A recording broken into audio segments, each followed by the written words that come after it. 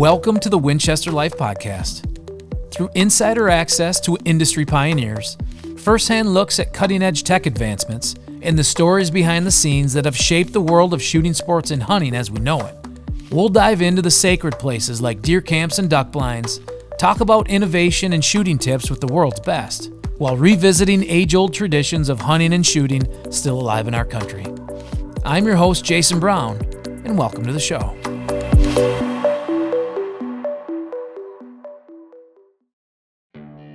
The Winchester Life Podcast is brought to you by Winchester Ammunition, Winchester Repeating Arms, Winchester Safes, White Flyer Targets, Folds of Honor, Birchwood Casey, Walkers, Winchester Pet, and Winchester Optics.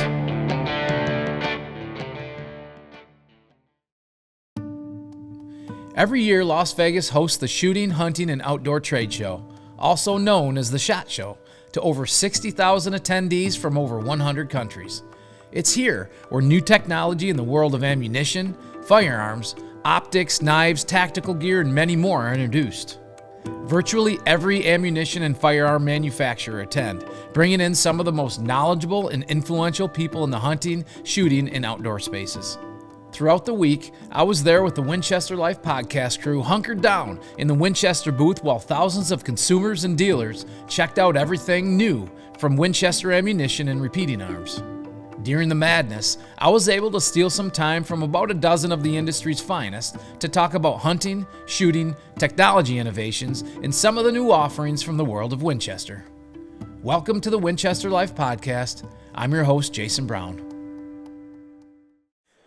So, Doug, yes, sir. Winchester Pet, Winchester Optics. Let's talk, man. I feel like these optics have come out of nowhere for some reason, and I'm looking at them and I'm hearing a lot about them. Talk to me a little bit about what you guys are doing. So we have a huge passion for optics as a whole. I mean, you know, I don't know about you, but I grew up in an iron sight first world, and then I haven't even had backup sights on any of my guns in years. So every one of my guns has some kind of optic on it, and most of them are really high end. Yeah. And when we were looking at the industry as a whole, we saw a lot of products that we felt were overpriced for what people were getting. So we kind of deconstructed the space, and we found a very reputable manufacturer, and we focused on getting the best Japanese glass we could get with the most features packed in at a price point that let recreational hunters put a quality scope on their kid's gun or a truck gun. So, I mean, honestly, it's kind of insane that people are putting $2,000 scopes on a gun that sits under the back seat of the truck during deer season. Sure. And, I mean, if you have it, great, but I don't think that anybody should have to be in that predicament. So we put together a whole line of scopes. To begin with, the offering is going to be very focused on kind of a consumer-level hunter. We have a really clear, well-defined duplex reticle in them. We have two illuminated models. Both are actually amazing. They have a 30-millimeter tube, so they're really bright and a very forgiving eye box. And then all the other line is a 1-inch tube, still very bright for a 1-inch tube, Sure. very clear. But all, the price is represented in the illuminated models are a little more expensive, but we're still talking about, an average mean of a $300 scope. Got it. But if you compare it to other optics in the space, in that same space, they're in the $600 to $700 price range. Yep. And I think that people will see them initially and think, oh, this is a cheap product. And I really want people to understand it's not a cheap product. Yeah. It's a product we poured a lot of love into, and we have some very knowledgeable guys from the industry that this was kind of their baby. Their passion and project, yeah. They did a really great job on it. It's a home run. The spotting scopes, I've been using them on military ranges for the last 3 months, and it doesn't have a ranging reticle. So guys look through it at first, and they're like, hey, how am I calling corrections? And I'm like, you're not, but you are going to call impacts, right? And they look through it, and they're like, whoa, how much was this thing? It's really cleared. I'm like, I know. Yeah. We got them set up, and guys will end up using them over the issue ones we have just because – the clarity, the brightness, and the ease of focus are better than the military models. So guys are just on the little focus dial. Yeah. This is an easier product to use. The binos, they're getting rave reviews. I can't compare to other models, but I pulled my very expensive binos out of my chest rig and dropped some 8x42s in there because they're easier and I don't have to think about it when I'm in the field. They're really great. They really are, and shockingly affordable. The laser rangefinders work great. I'm still never quite sure what makes a great laser rangefinder. Yeah. To this day, I've had like 7 over the years. What is it? For me, it's like I want reliable, quick readouts. I need to be meters or yards, whether I'm shooting a rifle or a bow.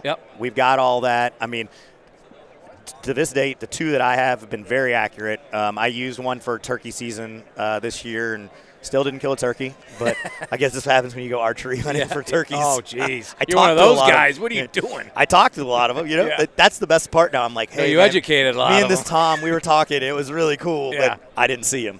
So, but as far as like getting honed up for the season, checking my ranges, keeping it on me, I've got an all Winchester rig, and it's not because I work there. It's because I actually like the stuff. Right. So, and I think that says a lot to people if we're using it because we like it as opposed to we use it because it was free. And in the influencer space, that's always the conundrum. People are like, well, they only are repping that product because they get paid to do so. And I'm like, well, I don't get paid enough to lie to you about what I like.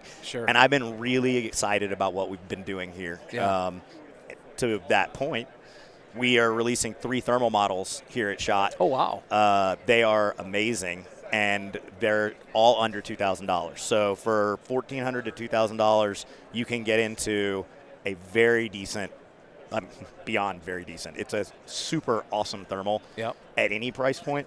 I'm not a thermal expert, but I know that the image in our Winchester 640, to my eye, is dramatically better than anything I was using in the military that was 640. Wow.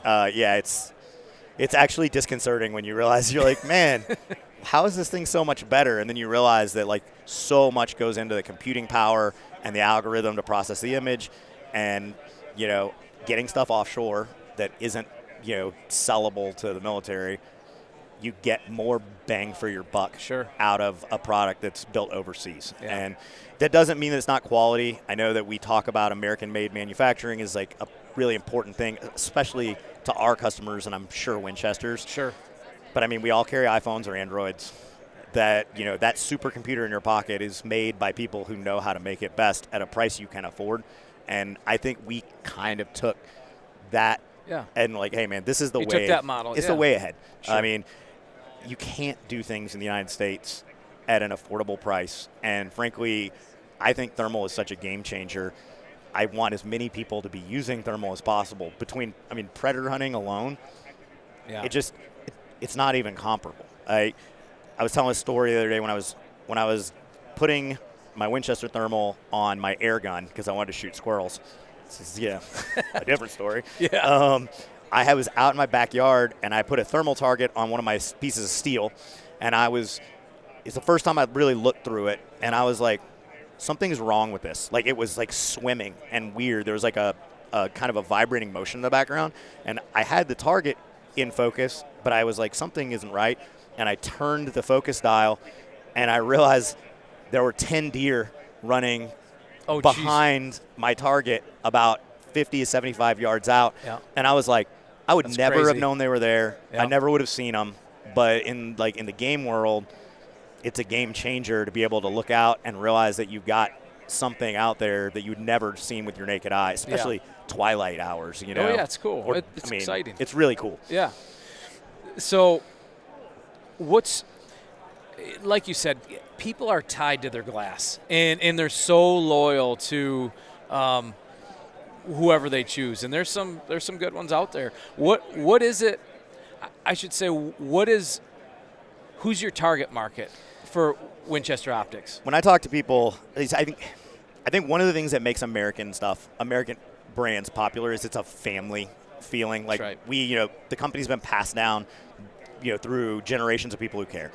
And I think that the transference of that is that we as a civilization pass things down. We hold great value in passing things down to our kids or their kids.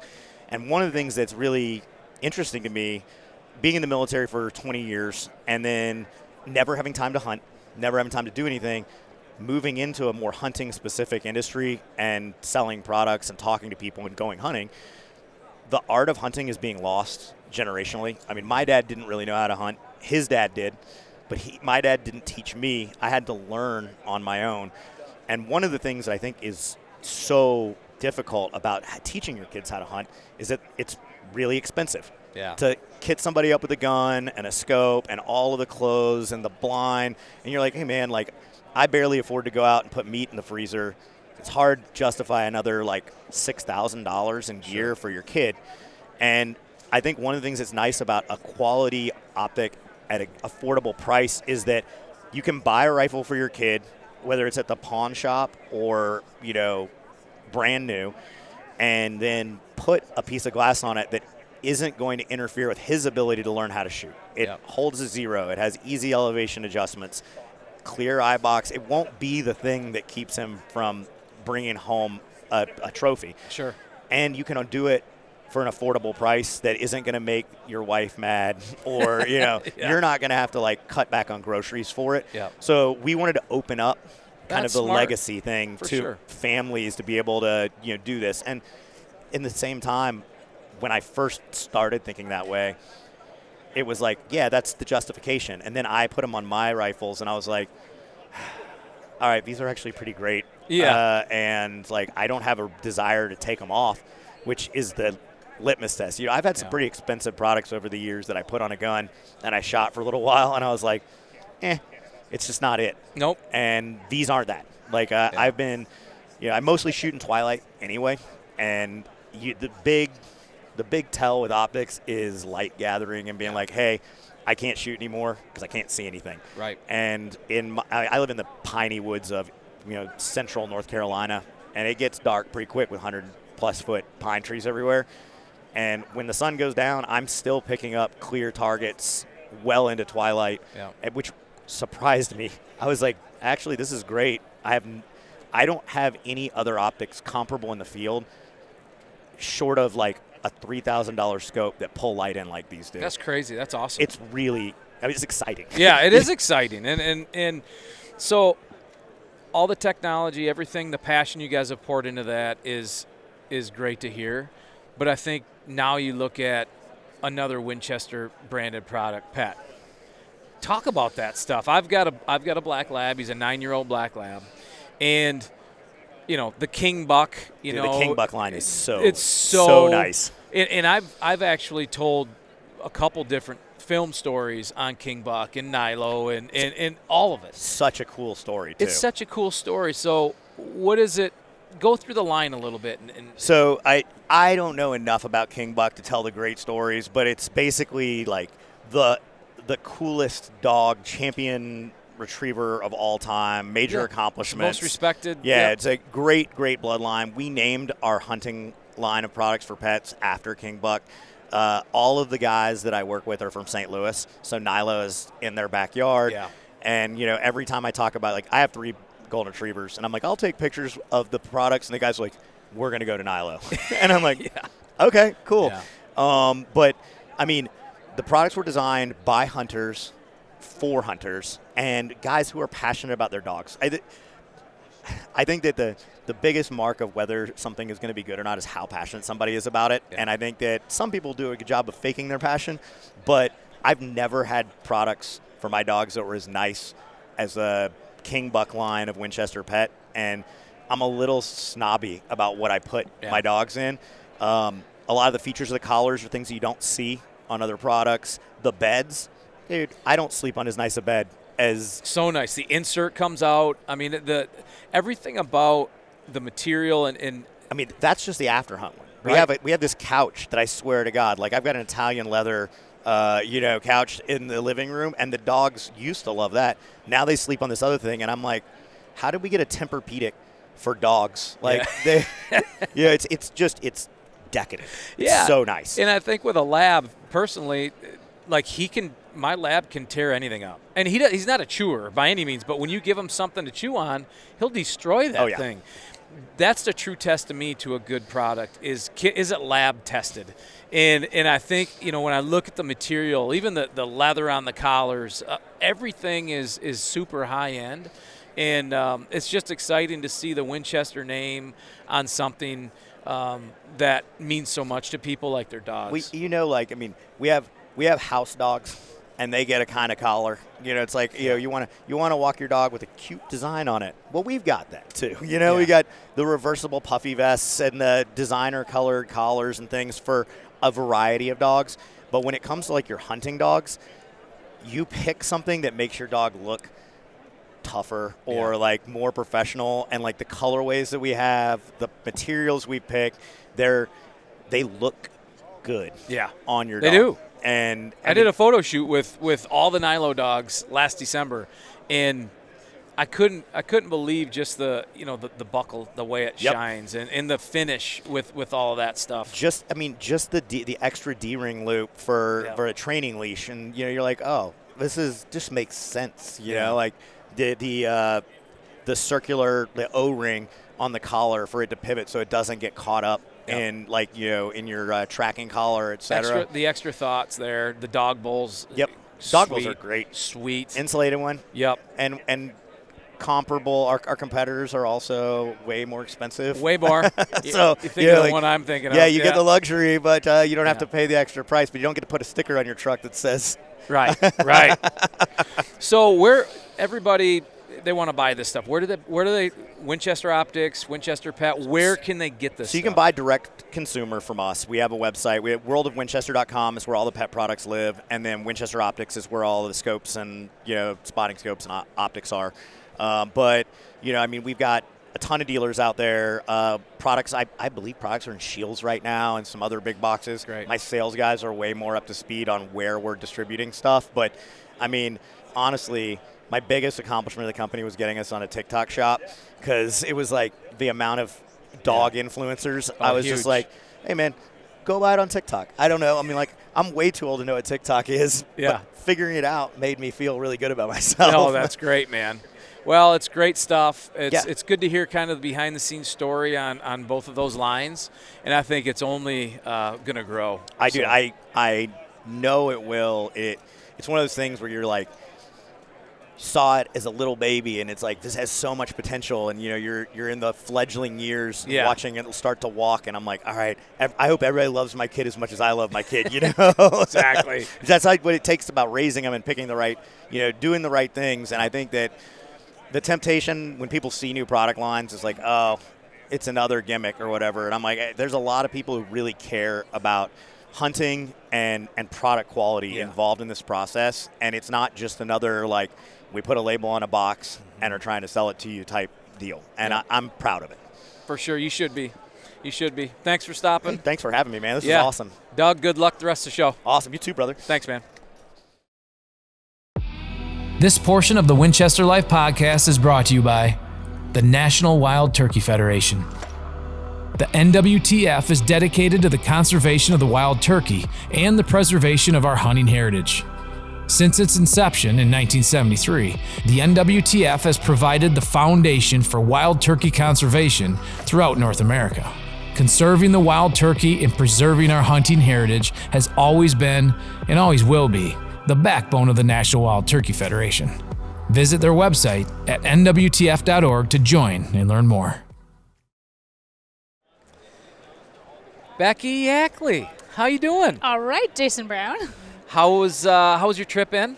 It was very good. It was a quick direct flight, Oh, okay. which is always a timely flight in the middle of winter from Wisconsin. Good That's thing. not bad. Yeah. So, SHOT Show, obviously, for you guys, for the whole family. The whole family, all five of us. All five of you guys is something you guys probably look forward to. We do. Yeah. It's good to see everybody. The industry's got so many people that are kind of, they're friends and almost like family, so it's really nice to get to see everyone. So how many of the competitive shooters do you see here that you shoot against, in competitions every year? A lot of them. A lot of them, most right? of them, yeah. So people that are at a high level tend to all be here. So, All be here. Yeah, so it's good. It's nice to see everybody outside of the range. Yeah, and Yeah. what's your focus right now? Like at this SHOT Show, as a family, what are you doing? So our focus this week, we don't have a ton of intensive meetings or anything, but Yeah. we're just kind of connecting with sponsors and getting, maybe it's new products for the year and seeing what things we should be focused on with content, or maybe sometimes it's travel plans and logistics for serial numbers, for permits, for guns, that kind of thing. Yeah. So it's a lot of, I guess, logistics, and then just, connecting with people and seeing everyone, getting a little FaceTime with people. Yeah, and sometimes, you have partnerships that have been years and years and years, and it's just nice on the phone with video calls and stuff. It feels like you can connect with them, but to actually be in the same room and to talk to them, there's just something that needs to happen. Yes, I always find the most awkward thing with phone conversations is you're on mute, and then you want to interject something, then you unmute yourself, and then you feel like you're interrupting somebody. And so I leave conversations sometimes thinking, oh my gosh, did I interrupt them a bunch? Do they think I'm a moron? Yeah. So no, that's great. So tell me, what have you guys been up to this last year? You guys were probably all over the place, huh? We were. We did a couple international trips, actually. So our general, mainstay of what we shoot is 3-gun. However, we got to do some IPSC rifle, and my son Sean was on the men's iron sight team for a world championship in Finland. Yeah. And I was on the ladies open team, so we get an optic and a red dot. Yeah. But so in prep for that, because IPSC is a discipline it's got a pretty hefty rule set, and they're very strict on certain things. So I said, let's go shoot one IPSC match before you do a world championship. So he went and did that for rifle. Yeah. And we went to Poland. So we had that trip. And that was a really fun trip because Andrew, our youngest, had never been out of the country before. Yeah. So, that's cool. So Canada and Mexico, I don't think those really count. Yeah.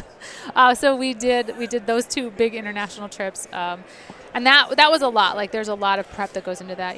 The paperwork, the permits, all that. Oh, yes. Yeah. So that was from a success standpoint, was it another good year? It was a good year. Yeah. We had a lot of great first place, finishes in 3-gun competitions. And then for World Shoot for Rifle, my team, we won gold, and Sean's team won silver. So that was really fun to be part of that. That's cool. Yeah. Where was that? Where'd that take place? That was in Finland. Okay, that was in Finland. Yeah. So and then in Poland, I was second lady. I was really sad because I'm almost won first lady, and I had one kind of malfunction that was a little sad. Yeah. It's part of the game, part of the game? Yeah. Yeah, I like watching and following you guys on social media. You keep everybody up to date, which is great. You do a really good job. So if you're ever looking for to follow what the Yackley family's doing, what's your handle? So mine is just Becky Yackley on Instagram, and the same on Facebook. And I'm probably the most busy with it. You are. Yeah. You do a good job. I try to. I like it. I never considered myself really a people person when I was a younger adult. But as I get older, I really think, especially with this industry and firearms are something I'm so passionate about. It's been a part of my life, my whole life. Yeah. And so sharing that with people, I really enjoy it. Wow. You do a good job. You have a lot of passion. So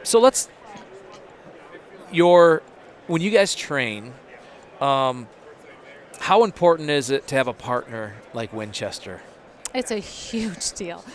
For what we do, the level that we're competing at, you have to get rounds downrange. You have to have live fire time. And we do, we're in the north, we're in Wisconsin, so there are times where it's negative, it was -6 when we left Sunday morning. Yeah. So there's times we can't get outside. We do have to dry fire, but getting that time with live fire and having the ability to get repetitions and to really truly get training in is important. It's invaluable. Yeah. Yeah. What are you guys leaning on? What are you shooting these days? So our training ammo would be a lot of Winchester White Box 223. It's just it does what it needs to do.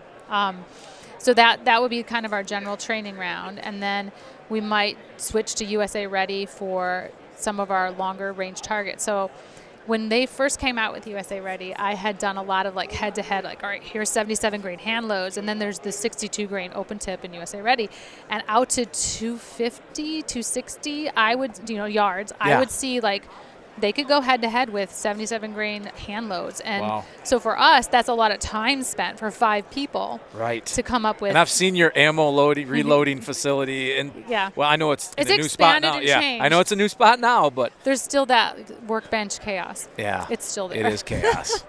Yeah, but no, that's awesome to hear. Yeah. So that's been a really helpful round for us. Yeah. And I love it for when we have shoot-off events.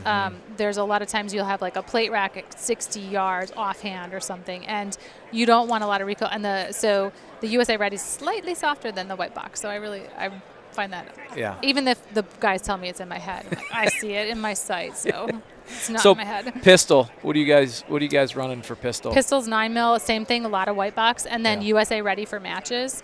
And sometimes you'll have pistols who they like a round nose profile versus the flat nose, so there might be times where we just shoot white box. And then we do some reloads for some really special or specific matches where you have to hit a power factor. So then we're using a lot of the Winchester primers and brass and all that. So yeah. The whole Winchester family. There we go. Yeah. What's it like to be with Winchester? I know it's been 5-6 years, maybe more than that. 10? Has it been 10? I can't believe that. Yeah, I think it's been 10. Oh my gosh. Yeah, no, it's awesome. I mean, I was driving to the first Shoot United event with Jake Wallace, and we were talking about Team Winchester, and kind of the idea, and really it's a huge brand, and to be part of it, it's humbling. It really is. And we were at a media day at the range 5 years ago, maybe. John De Palma was filming something, and I was a little nervous because there's all these people kind of listening. Yeah. And then I started thinking, no, like this is Winchester, and they're trusting me to talk about this. That's right. I can do this. They're trusting me for a reason, and so it's a great thing. Like I can get you've videoed with me where I'm like I can get teary-eyed about the connection I have to the shooting sports and everything, but it's awesome. Yeah. I think that's so part of your life. Yeah. Even growing up. I mean, that was your life growing up. Yeah. My dad gunsmithed, and so I would go to high power matches with him. We shot service rifle. So when I was a 14, 15-year-old kid, I'd get in the car with my dad on a weekend, and we'd shoot service rifle matches, and he would bring home gunsmithing jobs. So it was definitely a huge part of the life. And then he works, nights gunsmithing, and so he'd come home from work and be in the basement. And one of my little sisters would always go down and clean his workbench, so we'd all kind of trade off on that and sit and visit with him. And a lot of memories. Yeah, I think probably one of my favorite films we've ever done was the Yackley 5 film that we did, and we shot that. Was that in 2018 or 17 or I can't remember. I think it was 18. I think it was 18 because I think we had 17 or 18. I think it was 18. Yeah, I think so too. If anybody listening hasn't seen that yet, make sure you check it out. It's the Yackley 5, and you can watch it on Winchester YouTube or just Google search it. There's a bunch of different versions of it in different platforms, but it was one of our most successful films, I think, of all time. It's had some of the best feedback too. I loved seeing you guys work because the stories you captured, and seeing as you were drafting it, you were capturing things like the Sharpie marker name on the stapler, and just like those little integral parts of what it takes to do what we do that I think a lot of people kind of skip over, and it's like the simple daily stuff that it's visually it's impactful. So. Yeah, I think one of my favorite scenes was when you and Tim were talking about setting up for I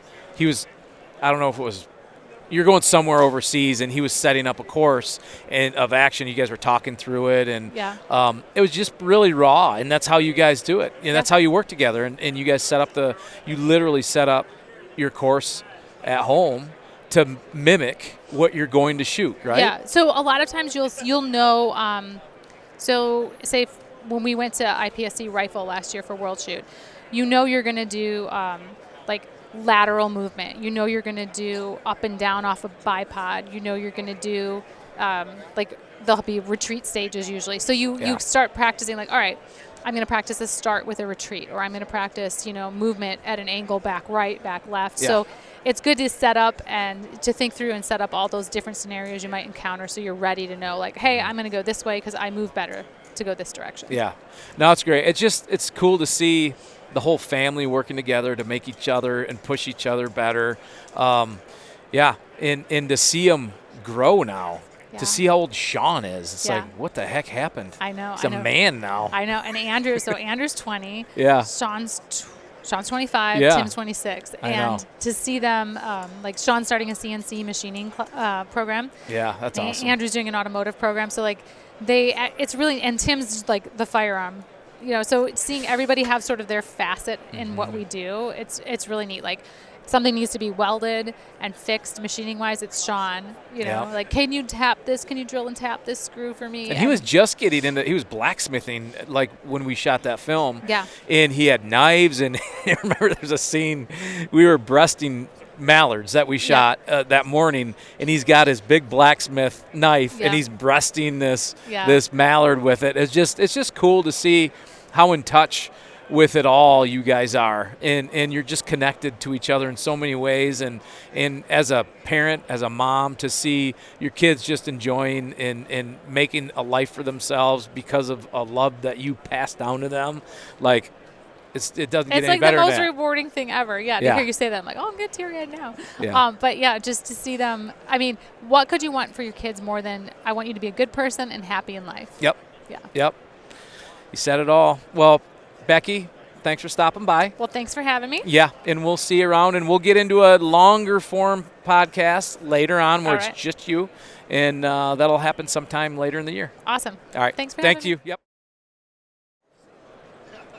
Troy, Winchester Licensing. How you doing? I'm doing well. Yeah, man. Yeah, how about you? It's good. Another SHOT Show. Getting people in and out of here, and the cool part about this show, I think, is everybody that I've talked to so far today has a different story about the SHOT Show and what it's meant to their part of the brand or their part of their connection with Winchester. Right. With the licensing side, how long have you personally been part of a SHOT Show? How long have you been coming? Well, so the licensing side for me is relatively new. Yeah. I've been in the role just over 2 years. Yeah. I've been with Winchester for 14 years. Oh, geez. In other roles, mostly sales associated, but and I've been coming to SHOT Show for within the last 10 years. But this one is pretty exciting for us. We've got new licensed goods coming out, some new partners that we've been working with to bring to market some interesting Winchester products. Yeah.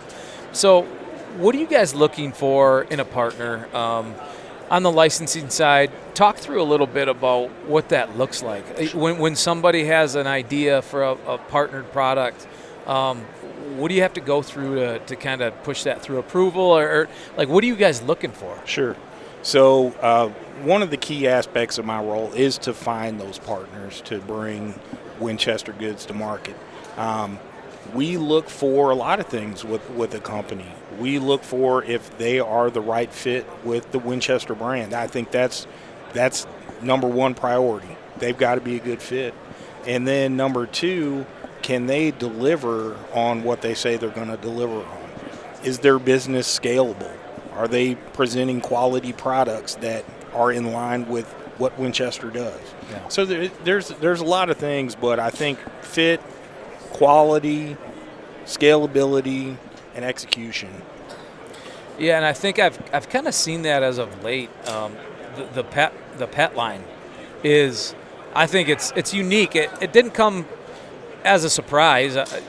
You look at the history with King Buck and what he's meant to the Winchester brand, to Nilo Farms and to Mr. Olin, and that whole story is pretty well known. I think King Buck is a legendary retriever. Oh, absolutely. Legendary retriever. Yeah. Now he has, there's a whole line of pet line named after him. What's in that line that's specific to King Buck? Is it the quality that makes that specific part of the pet line? Absolutely. So just to give you a little background, the licensee that brought Winchester Pet and King Buck to us presented it kind of as a product that runs in parallel with Winchester Pet being geared towards strictly pet folks that may not even be that familiar with the Winchester brand, or they know the Winchester name and they say, okay, I'm familiar with that name, it should be a quality product. Yeah.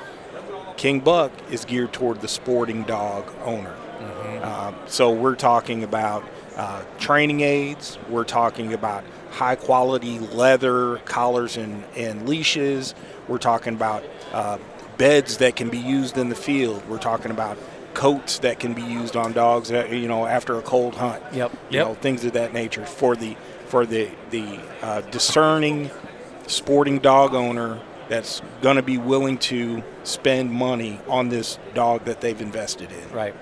Yeah, and I've got a black lab, and you know that bed specifically that you get. That's a that is a nice bed. I can't buy that type of a bed at Pet Supply or whatever. Exactly. It's different. It's just made better. There's so much thought that's put into these products. I mean, that bed itself, I mean, it comes apart. You can take the middle portion out if you don't need the whole thing. It's easily cleanable, so you got this muddy dog that just came out of the water getting a duck. That's going to go right on that bed, and you don't have to worry about, because it's not an inexpensive piece, but you don't want to have to worry about that either when your dirty dog gets on it. And it's going to get on there. There's no question. Absolutely. So let's move on to the optics line. Sure. That's new, like as in this year. Very fresh. October of 2024 is when that line was released, and it's an introductory line of optics. So we are very excited about it. Our licensees excited. We've got retailers that are asking all about it, and I think folks are really going to love it. Yeah. So what are you looking for in a retailer? So is there a specific retailer that you want an optic to be a part of, or is it just anybody and everybody? So I think that this introductory line is a line that a lot of retailers are going to be interested in, because when they presented this line, it's budget conscious, I should say. Yep. A high quality product with the price tag in mind. Right. So I think retailers that your average Joe goes to are going to be looking at that product. Yeah. Yeah. Doug brought there's a new thermal that you guys are releasing. I think it's going to sit around maybe 1,800 retail. 1,800, yes. And I was just looking through it, and it's so crystal clear. Right. And I've looked through a lot of them, 3, 4, 5, 6,000. To me, I literally can't tell the difference. Right. There is a lot of quality in that glass and in that product, and I was super impressed with that. Right. So the same folks that did this introductory line are introducing the thermals. Yeah. And that's not necessarily going to be for your Walmarts. That's going to be for more specialty retailers. Yeah. But there's a growing interest in thermal optics in the hunting realm. Yeah, So, there is for sure. Yep. Winchester Safes I believe, had their best year. They have. And it's one of the best safes, if not, in my opinion, the best safe that's offered out there. Yeah. What is it that makes those safes? Why are they so successful right now? So Winchester safes have, over the last several years, become very innovative. It's not just a door that they're closing and locking and, it's got a combination. They have brought gun sticks to market, which makes it easier for you to get more guns into your safe. It helps to organize the safe. They've got a lot of different pull-out racks on their safes now. They've got drop-down sort of tables that come out where you can, if you're getting ready to take your guns out, or if you want to clean your guns, or you want to load up, as you're leaving, you can do that at that drop-down table. I mean, I think the innovation has been a key part in their success. Oh yeah, huge component. And just walking by that booth, it's been jammed all day. Yeah. And I know there's an energy over there, and I think it fits so perfectly with what Winchester is. Obviously, manufacturer of firearms, ammunition. It just fits in the world of Winchester. Right. And that's what I love about you guys. Strategically pick these partners that make sense. You're not rushing to partner with different people if it doesn't make sense. Right. And as much as it may frustrate me in my own business, I do think that is key. We're very patient in choosing those partners, and it's important. Like with safes, we've been with them for decades now. Yeah. And I don't see that changing. No. I don't see that changing anytime soon. No. So the product just keeps getting better for it those does. guys. It does. They've introduced the Evolution at this show, Last year they introduced what they call the Grand American as their premium line. Yeah. I mean, they're doing great things. They are doing great things. Yeah. Troy, thanks for stopping by, Hey. man. You're doing great. No, thank you. I appreciate keep hammering. it. Okay, will do. Thanks. This portion of the Winchester Life podcast is brought to you by Ducks Unlimited. Established in 1937 with the singular mission of conserving wetlands and grasslands for North America's waterfowl, Ducks Unlimited conserves, restores, and manages wetlands and associated habitats. 43 species of waterfowl call this continent home, requiring diverse and abundant wetlands for their populations to thrive. Ducks Unlimited and their partners have contributed to healthy duck populations in all 50 states through millions of acres of habitat restoration, enhancements, and protection. Visit their website at ducks.org to join and learn more. All right, Michelle Viscuzzi, how are you? Good. How are you? Good. SHOT Show again. SHOT Show. How things going so far? Everything's going really well. If you're talking about just the show in general, I don't know if you made it out to Range Day yesterday. No, I didn't. How was it? My gosh. I don't think I could ever talk about like, oh my gosh, Range Day was so beautiful. It was sunny and shining and no dust at all. It was windy though, right? It was so windy. It was hard to land planes here yesterday, apparently. Really? Yeah. I think it was supposed to be like one of the coldest days in Vegas, at least in Vegas. I mean, I was out in Pahrump. Yeah. So we at least got around 40, 50 degrees, but the wind just is brutal. Oh, cold. Yeah, so cold. But we had about 4,300 people come out. Oh, wow. Yeah, so it was a pretty busy day. Range Day, so for people listening that don't know what Range Day is at SHOT Show, explain to them what that is. So basically where all the vendors or whoever manufacturers line up and put their guns out, or whether it be ammunition or whatever they want people to test out, they have a range day and people can come out and shoot and try whatever it is that they have out there. Yeah. So it's kind of where all the media people like to go, Yep. so they can get the first glimpse of, hey, how this gun shoots or how this ammunition performs or whatever it is. Yeah. So that's where that is. And for the people who end up missing, then they just see it here and they don't really get to testify or do anything like that. Was there anything that stood out to you yesterday between the wind and the cold? Well, I was there working with Staccato, and they had just come out with a new pistol, so we were super busy with that all day long. Yeah. So I didn't really get to run around and see anything else, and we were over at Prairie Fire, and there's a ton of people starting to move over there instead of, what is it, Boulder Gun Club? Yeah. That's where the other range day is. Yep. I think a lot of people are starting to push out over there, but I wish I could tell you what else was out there, but I really don't know. That's fine. Yeah, I don't care. So have you ever gone to range day? I've never been to Range Day. I've been here for 20 years, coming to SHOT Show. I'm more on the hunting side, have been, traditionally.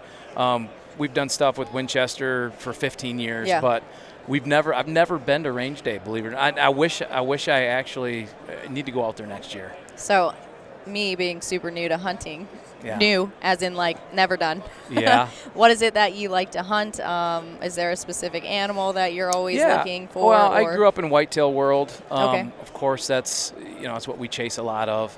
But big game stuff, elk, moose, mule deer, caribou, that's kind of the main thing. Do you have everything mounted? The good ones. Yeah? Yeah. Okay, what makes something great? Well, at this point, I do I have two sons that also shoot deer, and they want to mount them, so I don't only mount the best of the best for me. Yeah. If they want to mount one, we'll put it on the wall. Is the whole house like covered? No. I mean, it's tasteful. Yeah? Yeah, and it's all, I've got a big man cave basement, whatever you want to call it. Sure. And I set it up for it. Yeah. Kind of, but I don't like. So it's just one room that's covered. There's like 4 rooms, 5. But it's spread out. It's very tasteful. I have waterfowl stuff. I have, big, deer. Now, do you get like the entire animal, or is it just the head? It makes too much space up. I don't have enough space. I have a good friend who they hunt 24/7. Yeah. And you walk into their house, and I'm like, I'm gonna start naming all your animals. Like, oh my gosh! And they're everywhere. Yeah. It's insane. Yeah, it can be aggressive. Yeah, it can be aggressive. But they have full full shrines of Yeah. these things. I'm like, dang. Well, yeah. Some of these deer that we hunt, I mean, we hunt them for 5 years, sometimes 3, 4 years. We hunt them. We know about them for 5. We feel like we raise them almost, but Wow. we don't raise them. But they're just part of the story of the land that we hunt. Yeah. So when we actually do, when it all comes together, it's like a big moment, and you definitely want to, pay tribute to that deer the right way. And for Yeah. me, that's put them on the wall. Sure. And so you can talk about them and tell the story. Yeah, that's Yeah. awesome. So each hunt has a story, obviously, of how you yeah. trekked and hiked and, you Yep. know. Yeah, That's and kinda that's cool. just a representative. Represents that. Yeah. Yeah. That's cool. Yeah. I guess I never really look at it in that way. Mm-hmm. I am not a tree hugger, I promise. I eat animals. But I'm just like, Yeah. I feel like if I shot something, I would just cry like Yeah. a baby. I don't know. I just need to get past that. Yeah. Yeah. Yeah. If you like how they taste. Yeah. Yeah. Just no, use that. Hey, I I'm gonna- definitely do. Yeah. I definitely do. And if it fills the freezer, Yeah. that's another bonus. Yeah. Right on. But So, talk about trophies, quote unquote. How was your year last year? gosh, I feel like it was forever ago. So I started out last year with IPSC Nationals. It was pretty early on in the year, so I was pretty worried because normally they wait for the end of the year Yeah. where you have like all your area matches. You can shoot all throughout the year until like October, November, and they'll end up having all the nationals. But Yeah. this one was first. I ended up winning, but I didn't get a national title because I think one of the women there DQ'd, and then you have to have so many women in the category. Yep. And the second she was out, it was like, oh well, you won, but you didn't. Yeah. So that was a great start. Oh, But it was good. And then shot some other area matches. I don't even remember where. Maybe one in Texas. Yep. We had one in Arizona. Yeah. And you're Arizona native, right? Yeah. Native, or are you still? Pretty much. Yeah. I just say yes, pretty Yeah, much. yeah. I've lived out there most of my life. Okay. But yeah, as for shooting, like shooting has kind of come down a notch, like just for travel purposes. I shoot about 4 matches a year Yep. now, and I just kind of pick the ones I really want to shoot, which are mainly nationals. So Yeah. I'll have 2 nationals, and then I'll pick 2 area matches. So YPSC, explain to the audience what YPSC is. So it's international practical pistol shooting. I don't even know if I just, but anyway, it's international. So they set up different targets and there's different rules, and it's all for international stuff. I don't really understand why we have it here. We used to travel out and go somewhere else for international stuff. But like world shoot, we don't have world shoots here in the U.S. That's always somewhere else. Okay. So this year I think it's in South Africa. Oh, okay. But anyway, that's what international pistol shooting is. And USPSA obviously is United States Practical Pistol Shooting. Yes. So again, we have more rules that are different from the international side. Like simple things like, when you're making ready, like showing, okay, gonna load my mag up. You can't even put your gun up and look at the target in IPSC. Really? So there's certain like little rules Certain you things. can't do Yeah. there, whereas here you can do all that stuff. But Yep. I almost prefer it because it's a lot faster. People can't sit there, take forever, and it's more about accuracy than speed because it's just a points game. Yeah. So I prefer that over USPSA just because those are my stronger points of just Yeah. being like slow and accurate. But other than that, we just had about 4 matches. Nationals went well, and yeah. So, training.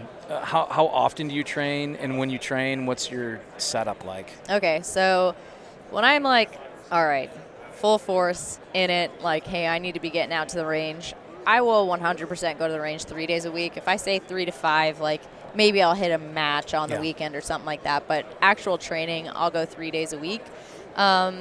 As for setup, it might look like something different every time. If once I get closer to the actual match, I'll look up stages and see what they are. And you really can't tell distances, but you can kind of tell the setup or if it's going to be a harder target or no shoots with like the white guy in front. And I'll practice more either accuracy or speed or whatever it may be. Or maybe they have hard swingers, and then I'll set that up. But it's always different. But normally on like a day-to-day basis, it'll be anything mainly accuracy or shooting on the move or anything that I will be doing in a match. Yeah. So when you're training, what are you running for ammunition? Well, obviously Winchester, but I've actually found I like the 124 grain. Yeah. It runs best in my gun. So And that's what do you shoot? I'm shooting a staccato. Yeah. Yeah, I shoot the XL. Got it. Yeah. So it runs pretty smoothly out of that. Yeah. Yeah, I think it's an interesting training. When I listen to the shotgunners, when I listen to how you train, it's all different, and it all depends on what your goals are too, right? It's really nice to. I have a lot of shooters out in Arizona, and it's nice. I always ask, "Hey, do you want to go shoot together?" And then it's always nice to see what they set up, because then you can kind of pick and choose. Like, okay, I like this that they did, and then you can kind of change your own training. Yeah. Whatever. Regimen. Yes. Yeah. But I love that. I'm never like too good or above other people's training, because you always learn something from everybody. Yeah. So the Winchester name, obviously, it carries weight. It's a 160-year-old brand, basically.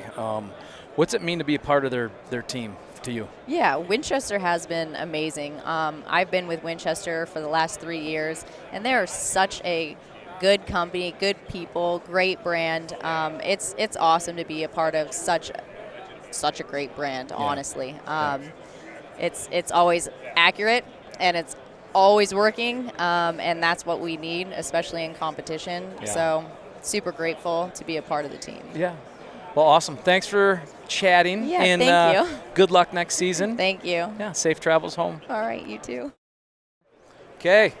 Zach Kienbaum, Desi Edmonds, sitting in here, SHOT Show day one. Mm-hmm. What do you think so far? How's it been? It's been great. I mean, day one's always great, right? Yeah. It's exciting to see everybody and all the vendors and products and the excitement in the industry. It's awesome.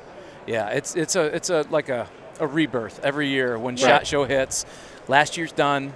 What's happening, this year? Right. And that's what I love about it. That day one excitement, your feet don't hurt yet. Yeah. Yeah, and it kind of gets me itching for the clay target season to come. I'm not quite ready yet because we're still in our off season a little bit, but it gets my mind, focused a little bit more on clay targets and getting into that. Well, and you're bumping elbows with the people you compete with. Right. So it just automatically, you re-engage. Like, I'm ready. I'm ready to compete. Mm-hmm. And it's a long season. How long is your season? Ooh. Typically, it's February to October. Yeah. Our first competition is in the month of February, and then the last one is in October. So it's not super heavy in the spring, but it definitely picks up summer months, and then full on. Full on. And how was your season last year, you guys? It was great. It was a lot of fun. I didn't, most of the year I didn't feel like I was shooting as well as I had over the last. I kind of had a 6-7 year run that was pretty tough to beat. I mean, honestly, for anybody. But I felt like I had a slow year. But sure enough, come July, I peaked in July and won the World VTAS Championship, which is a lifelong dream goal, really. Yeah. I mean, the U.S. National Sporting Clays Championship and the World VTAS, to me, those are the hardest two shoots in the world to win. They're 4-day events. The sheer volume of competitors is massive. Yeah. But that was a lifelong dream come true, and so at the end of the year, that's a good year. I'll take it. Is that your first one? First one. I'd been in the top 5, I think 6 times. Yeah. Including 2 silver medals, once in France and once in Portugal. Mm-hmm. But finally got over the hump, and it's pretty special. And there was some good stories at that shoot, and he shot really well, obviously, and he won. But the ironic thing was, throughout the week of that tournament, his mind was not on shooting at all. So we shot the World VTASC up in Wisconsin, and they had been getting a lot of weather. So there was a lot of rain. We rented an Airbnb for that shoot, and we were staying right on the river, the St. Croix River. It splits Minnesota and Wisconsin. Beautiful house. Yeah. Beautiful. Absolutely amazing. There was a big group of us staying there. Yeah. Well, there's a road to get to the house is right along the river. So we show up on Tuesday, a little bit of water in spots. Everything's okay. We drive in and out. By Tuesday evening, there's more water. Mm-hmm. By Wednesday morning, there's more water. River's rising. Yes, and we're talking feet at a time. Oh, God. So by the time Thursday night rolls around, we couldn't get our cars in and out. No way. We had to park under a bridge down the road, right? We're 2 days into the main event at World VTASC. I think you were straight. or I was shooting real well. Yeah, Yeah. almost close to straight. His mind's not even on it. He's worried about how we're going to get into the house, how we're going to get out of the house, what we're going to do. And our trip, we had a trip planned to Alaska after that. So we woke up Friday morning, and luckily we had our waders with us. And we had to put our fishing waders on and wade down the road. At what point do you get out of this joint? Yeah. I mean, right. So, he's going into Friday of the World FITASC. It's, 8 o'clock in the morning, and he's wading down the road to go shoot. And I think that helped you a little bit. In Learn from hindsight, that. helped me. The shooting part was not the stressor that week, right? So in hindsight, looking back on it, I can't argue that it wasn't an advantage. Yeah. Because I didn't have any nerves till Sunday. Because I wasn't stressed about anything till Sunday. It was great. I awesome. wasn't shooting related till Sunday. Yeah. But it was great. That's a funny story, but I wouldn't change it. You didn't think it was so funny at the time. No, but you learn from that, right? Right. It's like, okay, Right. how can we keep our eyes off the shooting the tournaments throughout the week? Right. So Right. I don't know. And Or there's maybe there's probably a learning moment in there, in just a sense of it. When you are at those major tournaments, you gotta get your mind off the game, and especially at the highest levels. Yeah, for sure. And Yeah. that was the highlight of your season. Yeah. I kept seeing. I follow all that stuff. I become kind of a junkie because I put all these stories together. I'm like, where's all my buddies at? Right. So you had a good year. I kept seeing you up on top. Yeah, I think it was a really consistent year for me. I wouldn't say I shot great at any one, and I wouldn't say I necessarily shot horrible at anyone. It was just a really steady year for me, which I felt like I needed because the year prior I had a lot of influxes. I was up and down. It was kind of a wavy year. So that made me feel good with that. And I actually did shoot really well at the Nationals. I feel like I shot really good for probably 4 days of it. And actually 5 days. I had one bad round, and unfortunately it was the final round on Sunday, and it cost me. But I can't be mad. I can't be mad about it. So what do you think attributes to up and down as a shooter? Up and down versus steady, or what's that from? Is it just, I'm a golfer, so a lot of it's feel, and sometimes you just go through a stretch where you're pure in things. You see the green, everything in your head makes sense, and sometimes it's just not there. And I'm not a shooter to your level, so I would imagine maybe some of it's the same. Yeah, I think some of it is schedule dependent, right? When we get the schedule starts bunching together, you're going to naturally have those waves because you get burnout or you're shooting a lot, or vice versa, where you have big breaks. Maybe you're just not tournament sharp. So that can be a little bit of it. It's a lot of it's just mental. It's just staying hungry, staying focused when you need it, and like Zach talked about earlier for World FITASC, it's peaking at the right moment. So like baseball, they play so much shooting with sporting clays. We shoot so much throughout the year.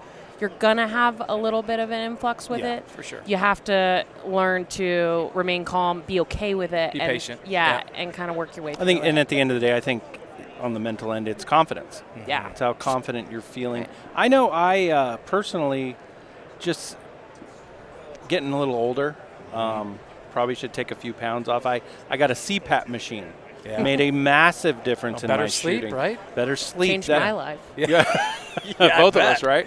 Yeah. But there's just, as we age, I mean, we got to take care of ourselves, and I see that as a, I've been competing for 30 years. Yeah. And literally the last 20 has been the entire schedule, the whole year, go, go, go. Yeah. So to me, some of it's physical, some of it's confidence, and some of it's just kind of motivation. Yeah. After you check these, goals off the list, you got to stay hungry. Well, and that's a good point that you made, staying hungry. You guys have been on top for so long. It's like the FITASC thing stuck out because you hadn't done that yet. It's probably the only thing you haven't done. Right. So how do you continue to stay hungry year after year when you're the OG, man? You go out there, and if you beat Zach, it's a good day. If you beat Desi, it's a good day. For sure. So you're that mark for everybody. So, I mean, I think that's that part of it, right? Yeah. You just kind of pride of, I like to pride myself on the longevity, being good for decades, So that's just part of it. And I think you guys, you're instructors too. You're college, shooting, or high school, right? High school team, shooting team, or you guys just instruct in general? In general, she coaches a lot of younger shooters, Yeah. college and high school ages. Yeah, just naturally, I think I get a lot more of that market. Yeah. It's just less intimidating, or I'm around it more. Yeah, and I think as I'm getting older, the accomplishments aren't necessarily within what I do, but what I pass on. Absolutely. So I think that might be part of it too, is like you're pretty satisfied with what you're doing for the next generation, Right. lifting them up, not giving them the knowledge. And I think in my career, I'm the same way. I'm now teaching in college. I'm an instructor in storytelling and production, and I just do that for fun. Right. I don't make much money doing it, none hardly. Right. But that doesn't matter because I see these young shooters, camera shooters, rising to the Yeah. occasion and making a career out of something they love. Yeah, you see And, them seizing those opportunities. yeah. And the Winchester Ladies Cup was a big project that we Right. worked on a while back. Yes. And it's great. I'm happy each shooting season just to see the growth of that and Yeah. see how that goes, regardless of me shooting good or not. Yeah. So stuff like that. Yeah. You're 100% right. So 60 years of AA now, Yeah. which is crazy. And you guys have been shooting AA for your whole life, probably, right? I had a few, in my earlier years, I Yeah. had a few other sponsors, but prior to that, it was, my dad was a huge Winchester fan, Yeah. period, guns and ammunition. But if my dad was buying me ammo when I was a kid, it was going to be AA's, Yeah. no question. Yeah. So it's a brand that's really close to my heart. It's something that I've used literally my whole life. When I had the opportunity to join Team Winchester as an adult, that's as big as anything I've won. Yeah. I know it's a culmination of all But of the that's above, a huge but huge yeah. statement. I think Yeah. it's an attestment to what they've done, what they've built, the Oh, yeah. name, what Absolutely. it means. And Desi, I've heard you say the same thing. What it means to shoot for Winchester. Yeah, I feel like we're so ingrained with them, and it's been such a major part of our shooting. I can't even think of it without Winchester. Yeah. And their support in the industry is massive. I don't know where we would be without them. I honestly don't. Yeah, and now White Flyer is hand in hand, Yeah. and that's it's great to hear from you guys. The two number ones are together once again after years Right, and years. What's that? I know how much they give back to the shooting sports as Winchester and as White Flyer, but what's it mean for you guys to be partnered with those two? It was a perfect marriage. We were already affiliated with Yeah. White Flyer prior to the purchase, the most recent Yeah. purchase, and it just worked hand in hand. It's a perfect Seamless Yeah. transition on our end. Yeah, and they have so much to offer each other. Right. White Flyer is ingrained, has been with Sporting Clays forever, so they have just as much to offer Winchester as the other way around. And they're two of the best in the industry. So They're there's the best. Yeah. The regional sales guys for White Flyer, having them now as having both products. Yeah. It's massive because we had great relationships with all those White Flyer guys already, and Right. it's just I know the gun clubs are happy. Yeah. Yeah, it's a good thing. Yeah, and between the two, they can stay so in tune with what the sport is doing. Yes. There's never a moment where they feel out of touch or they don't understand what the customers need. Yeah. Between both of them, they can be on the money every time. Yeah, and I was talking to Robert Crow earlier, and he said the same thing. Just the shooting clubs, it's been huge. Yeah. Just to have them, all under one roof now has Yeah. been big. Yeah. What's coming up this year? First event of the year will be in February. That'll be down in Florida, so that'll be the first competition. We haven't picked up a clay target gun yet, our competition guns. We haven't shot a clay target yet. We were focused on the ducks, so we'll start that probably in February. Yeah, that's the Jack Link's Cup. Yeah. Jack Link's beef jerky, that Link family, they bought Quail Creek down near Okeechobee, Florida. Oh, yeah. And they host. We used to go down there for what used to be called the Gator Cup. Same weekend, it's basically the same program, but a lot bigger deal now. So that's Great. There are some other events prior to that down in Florida, but we shoot so much through the year. We have our championship tour, obviously. That's the 7 major shoots in the United States. Yep. And then this summer we'll head to England for the World Sporting Clay Championship. Yep. Which was here last year. Was here Yeah. in Was New at Jersey. Anthony's At Anthony's. place. Yep. And then from England we'll head straight to Cyprus for the World FITAS Championship the following week. Okay. So wow. it's a big trip. It's a big trip. Yeah, So we kind of ramp into our summer, right? And it'll be very similar to a lot of years. But honestly, those back-to-back Europe trips. I mean, those are some core life memories over Oh, the they're years. epic. We've had some epic trips to some cool parts of Europe. And you guys have fun too. That's what I love about yeah. it. I know you guys have fun outside of the competition. And you guys are family with a lot of the other shooters, right? I mean, it's like one big family, and that's what I think that's what people love about the type of shooting that you guys do is it is family oriented, and you grow, you compete, but you're also pulling for each other too at the same time. Yeah, it's not like you just show up to the competition and then you're done. I mean, Yeah. these are our friends. These are, like you said, our family. It's community. It's part of our lives. I mean, these are people that we talk on the phone with every day, and we met them through competition and things like that. So, awesome. he mentioned the championship tour because Winchester's the main sponsor of the tour.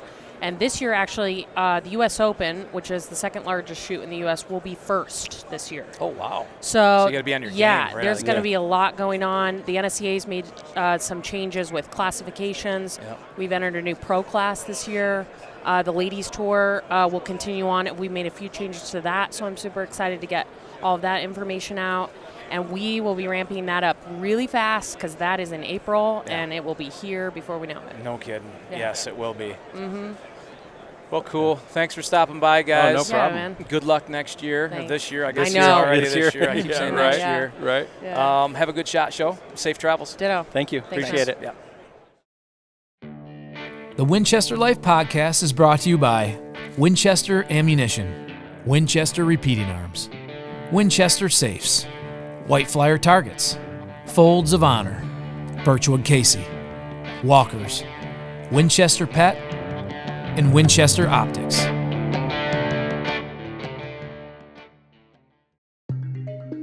Hey, thanks so much for listening to this week's show. Please make sure you click the follow button on your podcast apps so you never miss a new episode.